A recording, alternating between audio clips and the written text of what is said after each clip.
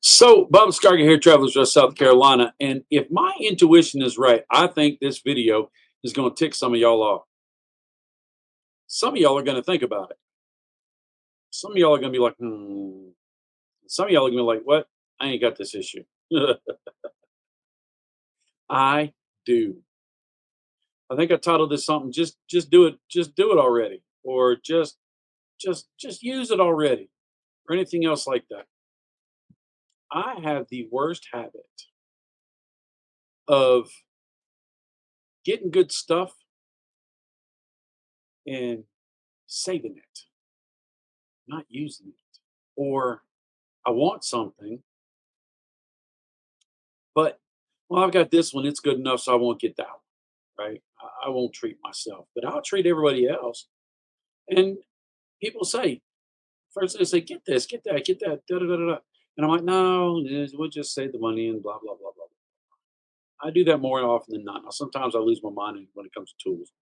I'll buy something I really like, but other than that, not much at all. Are you that way? Are you that way? Is that how you roll? I'll give you a case in point. This is my pocket knife. Good pocket knife. Got it from Smoky Mountain Knife Works about 5, 6 years ago. It's Kershaw. Really nice. It works good. When I bought it, I wanted a Kershaw, but it had to be cheap, had to be inexpensive. So it happened to be this Kershaw was on sale, and that's why I bought it. There were other Kershaws I really, really wanted to get. So fast forward to now.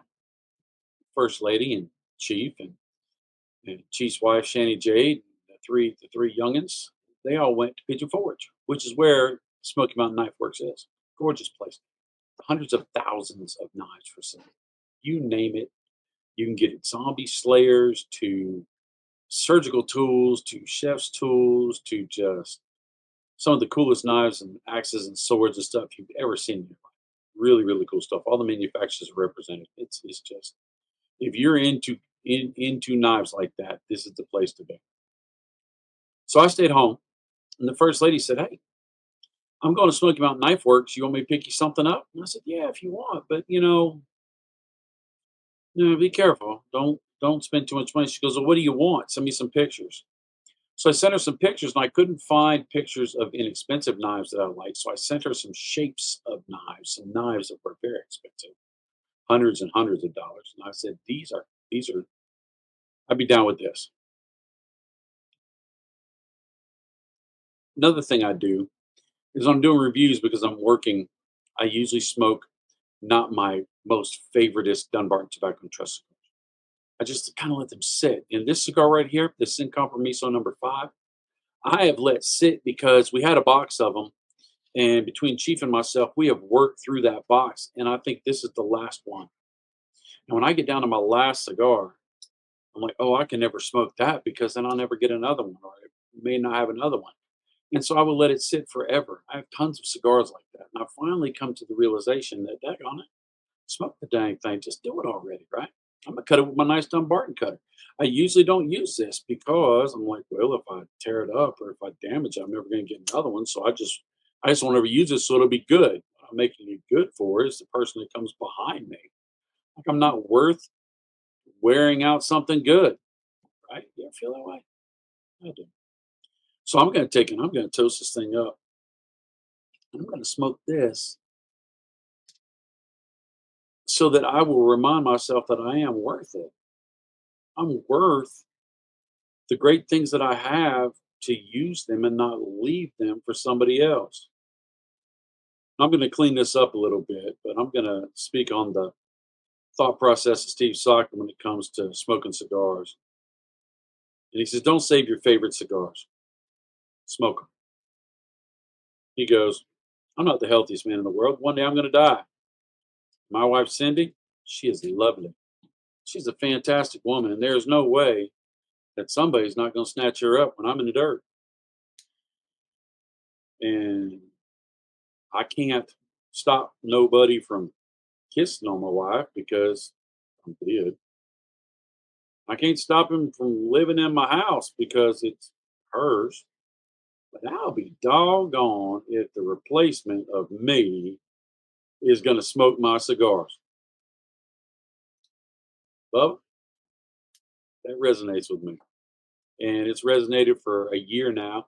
I'm finally starting to get to where I'm doing the life application where I'm smoking my great cigars and this and that. So, back to my story.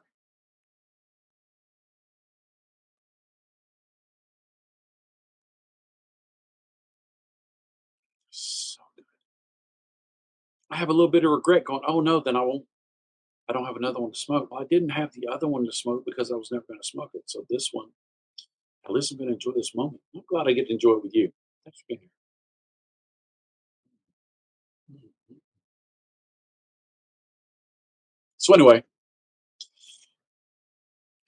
I sent a bunch of pictures. I said, okay, now don't buy these knives. These knives are way too expensive. So here's my list. I always have to give myself boundaries. I have to minimize my joy.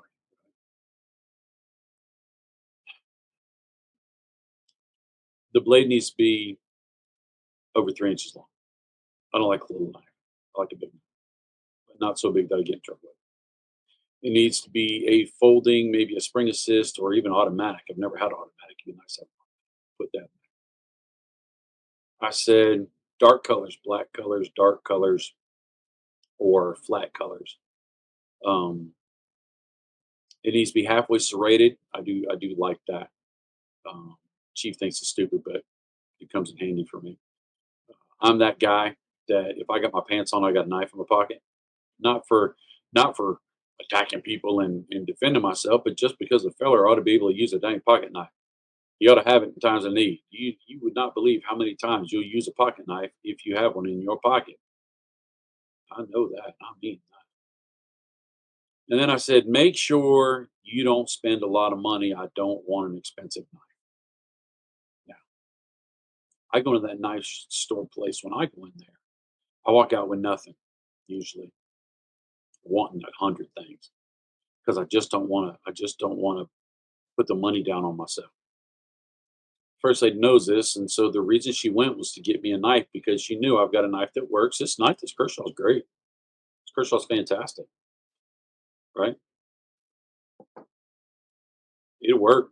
It'll do. It'll get. It's sharp. And so I wouldn't get another knife, even though I'd rather have a better knife. I'd have a couple knives, a couple extra knives, right?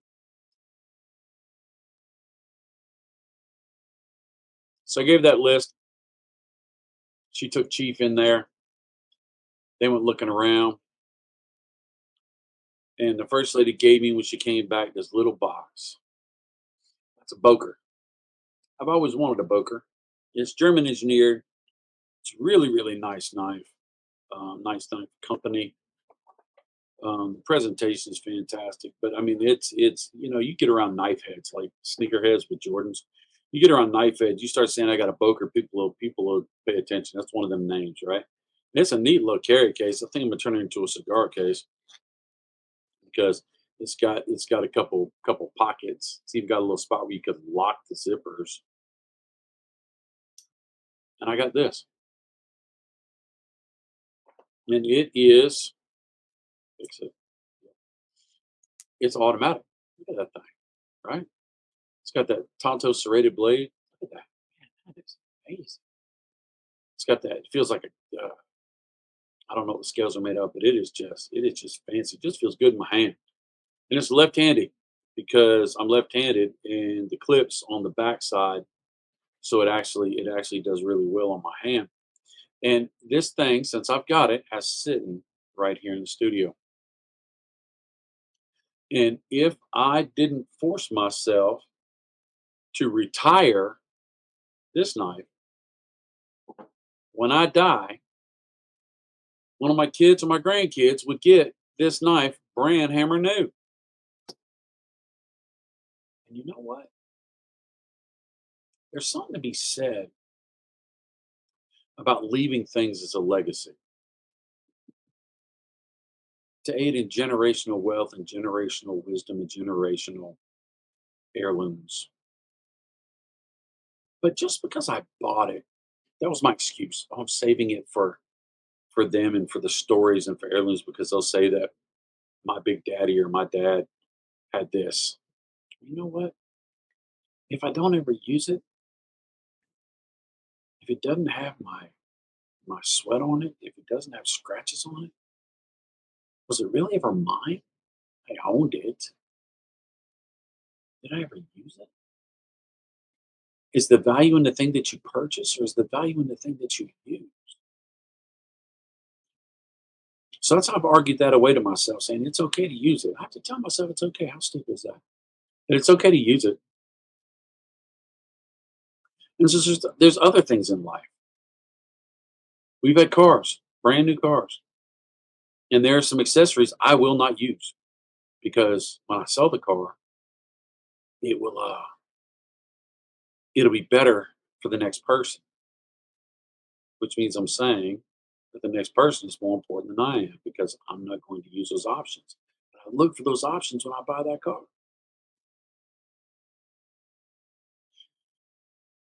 It makes no sense. And that filters into other things.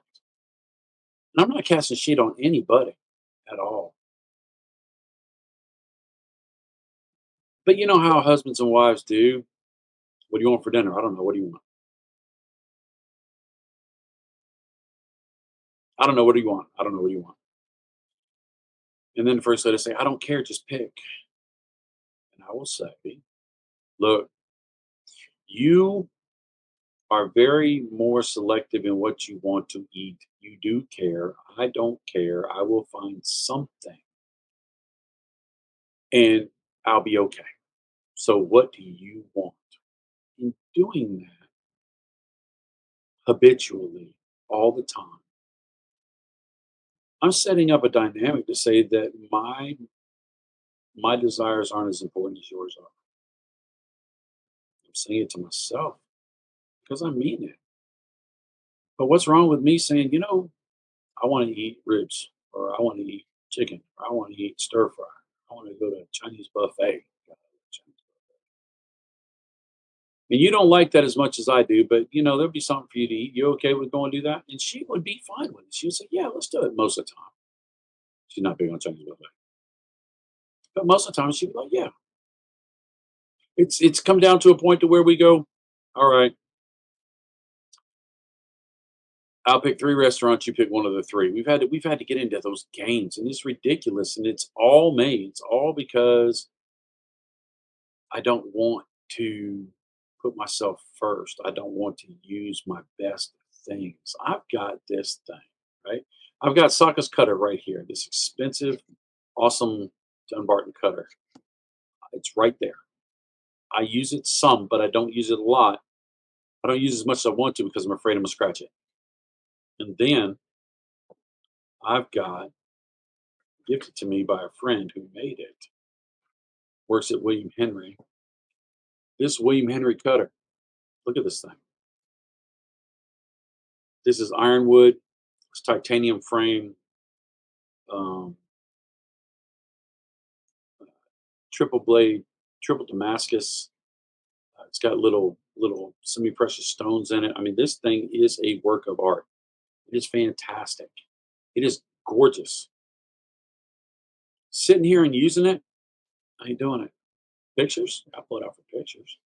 I sit it in my little case, and then I open up my little drawer here, and I sit it in my drawer of precious things, and there it collects dust. There it sits. Why? Because I got all these other cutters that didn't cost hardly much of nothing, and I use them because I don't mind scratching them. But Lord help me if I scratch the other one. Well, you know what? If I never use it, do I ever really have it?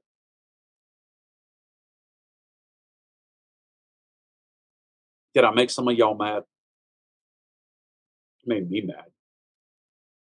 Did it make some of y'all think? It made me think. And then some of y'all that didn't care at all. I'm cool with that too.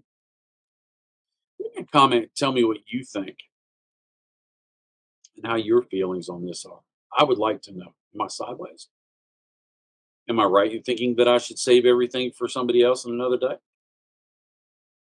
Am I right that, as a guy, Your opinion doesn't matter. Your feelings don't matter as much. You are the foundation that holds everybody else up. So you know what? Just suck it up. Is that the way I'm supposed to think? I don't know. I don't think so.